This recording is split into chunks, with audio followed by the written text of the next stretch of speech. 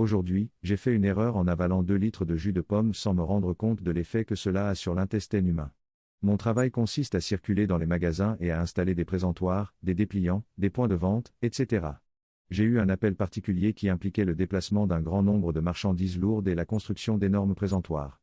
Après 2 heures de travail manuel très lourd, j'étais littéralement en sueur et j'avais envie d'une boisson fraîche et rafraîchissante. Avant de quitter le magasin, je suis allé au rayon des jus de fruits.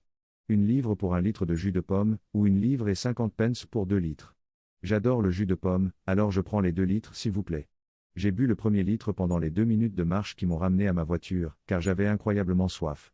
Le prochain magasin était à environ 45 minutes, alors je suis monté dans ma voiture et j'ai mis la climatisation à fond. J'ai bu le 2e litre de jus de pomme dans les 5 premières minutes de mon trajet et j'ai commencé à me sentir rafraîchi, j'ai donc écouté un podcast et je me suis installé pour le trajet. 15 minutes avant la fin du trajet et je commence à avoir des crampes d'estomac. Je me dis que j'irai aux toilettes au prochain magasin. 10 minutes avant la fin du trajet et les crampes s'aggravent. Je me penche un peu sur le côté et j'essaie d'émettre un paix pour voir si cela m'aide. J'ai l'impression que je ferais mieux de ne pas trop forcer pour essayer de le faire sortir. 5 minutes avant ma destination et les circonstances s'aggravent. Je me déplace sur ma chaise pour essayer de me mettre à l'aise, l'envie d'y aller se fait pressante. Je cherche un endroit où m'arrêter et où il pourrait y avoir des toilettes, mais rien ne semble prometteur. J'envisage de me garer et de courir derrière un arbre ou quelque chose comme ça, mais je suis coincé dans un trafic lent et je décide de me serrer la ceinture et de continuer. En me garant sur le parking, j'essaie de me garer le plus près possible du magasin et je me prépare à courir littéralement à travers le magasin jusqu'aux toilettes. Je me gare et me penche sur le plancher du passager pour prendre ma veste. C'était un mauvais choix.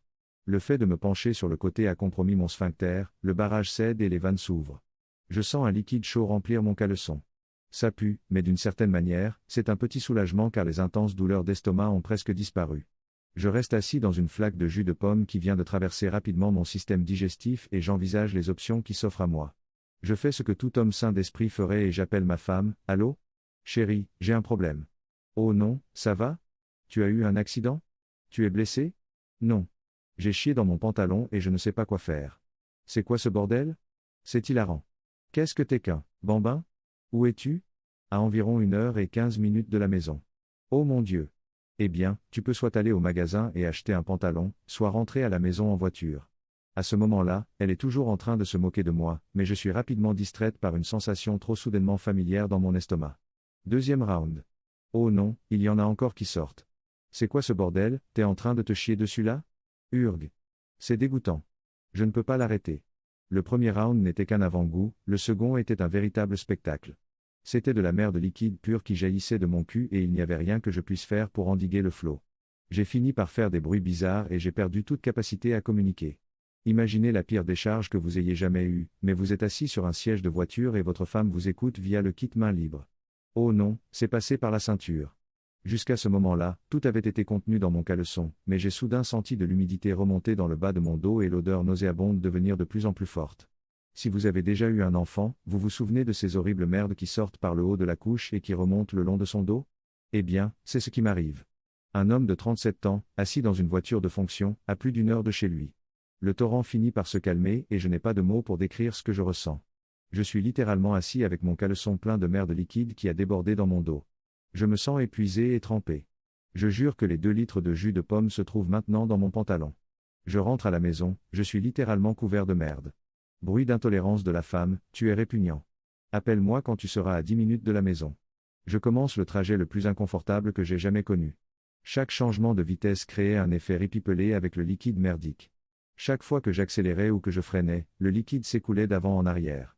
Le problème suivant était de faire savoir à mon patron que j'allais rentrer plus tôt et que je ne pourrais donc pas terminer mes appels de la journée. Mais que pouvais-je dire ?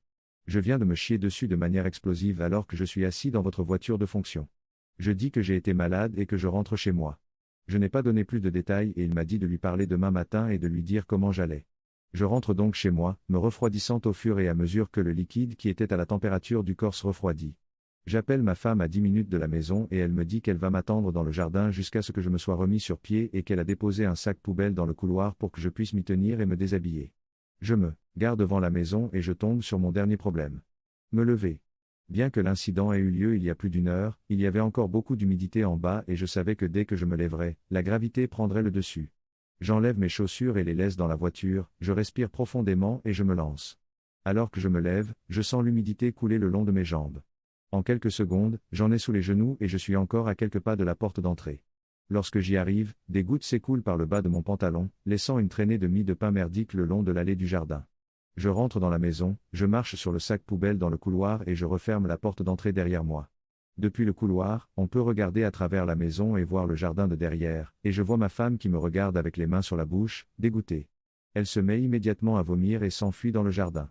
Je commence à me déshabiller, le pantalon en premier, et ce n'est pas beau à voir. Je mets mon caleçon et mon pantalon dans l'autre sac poubelle qui attend. Il n'y a aucune chance qu'il soit récupéré. Vient ensuite mon haut. Ce que j'avais oublié à ce stade, c'était la brèche dans la ceinture et le fait que le bas de mon dos était également couvert. Alors que j'enlève mon haut, je sens une trace humide remonter le long de mon dos et je me rends compte qu'il y a de la merde sur le bas de mon haut et que je ne l'étale pas sur moi. Déjà trop enfoncé, j'enlève le haut de ma tête et finis par étaler encore plus de merde dans mes cheveux. Maintenant nue dans le couloir et littéralement couverte de la tête aux pieds, je commence à utiliser le paquet de lingettes pour bébé pour enlever le pire. Je suis ensuite la trace des sacs poubelles dans les escaliers jusqu'à la salle de bain pour me doucher. Je prends la douche la plus chaude et la plus longue que j'ai jamais prise. J'y suis resté une bonne demi-heure. Les 5 premières minutes ont probablement été les pires, car toute la merde s'accumulait dans le bac à douche, me laissant debout dans une flaque d'eau merdique. J'ai même utilisé de l'eau de Javel pour me nettoyer. Finalement, je me suis senti suffisamment propre pour m'habiller. Je suis descendu et j'ai retrouvé le carnage absolu que j'avais laissé dans le couloir. L'odeur la plus épouvantable, mais avec un petit soupçon de pomme, et des traces de merde partout. Ma femme est restée dans le jardin pendant une demi-heure pendant que je réglais le problème, je ne la blâme pas, j'aurais fait la même chose, avant de revenir dans la maison et de vaporiser une bombe entière de désodorisant. Elle m'a regardé, l'air choqué, et a dit : « C'est quoi ce bordel ? » Je n'avais pas d'explication, je n'avais pas pu aller aux toilettes à temps. Elle m'a demandé si je me sentais mal, je me sentais bien. Elle m'a demandé ce que j'avais mangé et bu ce jour-là. J'ai répondu que je n'avais rien mangé d'extraordinaire, à part un jus de pomme. Quand je lui ai dit combien j'avais bu, elle a éclaté de rire. En fait, tu as bu 2 litres de laxatif. Elle m'a ensuite expliqué que le jus de pomme contient beaucoup de fructose et qu'il ne doit être bu qu'en petite quantité, raison pour laquelle il est vendu dans des bouteilles plus petites que le Coca-Cola, etc. Je ne le savais pas. Je me suis alors souvenu de la voiture. Je n'avais pas encore vu l'état de celle-ci. Je suis sorti armé d'un seau d'eau chaude savonneuse, de sacs poubelles, de lingettes et de gants en caoutchouc. En ouvrant la porte de la voiture, j'ai senti une odeur que je n'avais jamais connue et qui m'a immédiatement fait vomir, mais je savais ce qu'il fallait faire. Je n'entrerai pas dans les détails, mais j'y suis resté environ 45 minutes et ce n'était pas agréable. Tout cela s'est passé il y a 3 jours. Je suis actuellement obligé de m'asseoir sur un sac poubelle dans ma voiture et il reste une odeur de merde, légèrement parfumée à la pomme. Tout conseil sur le nettoyage des tissus d'ameublement de la voiture serait très apprécié. Ma femme m'a dit qu'elle allait mettre du temps à s'en remettre. Trop long. Je n'ai pas lu, j'ai bu 2 litres de jus de pomme en 10 minutes. Je ne savais pas que cela avait un effet laxatif. Je me suis chié dessus de manière explosive, assis dans ma voiture de fonction, pendant que ma femme écoutait au téléphone. J'ai dû faire 1 heure de route pour rentrer chez moi, couvert de merde de la tête aux pieds.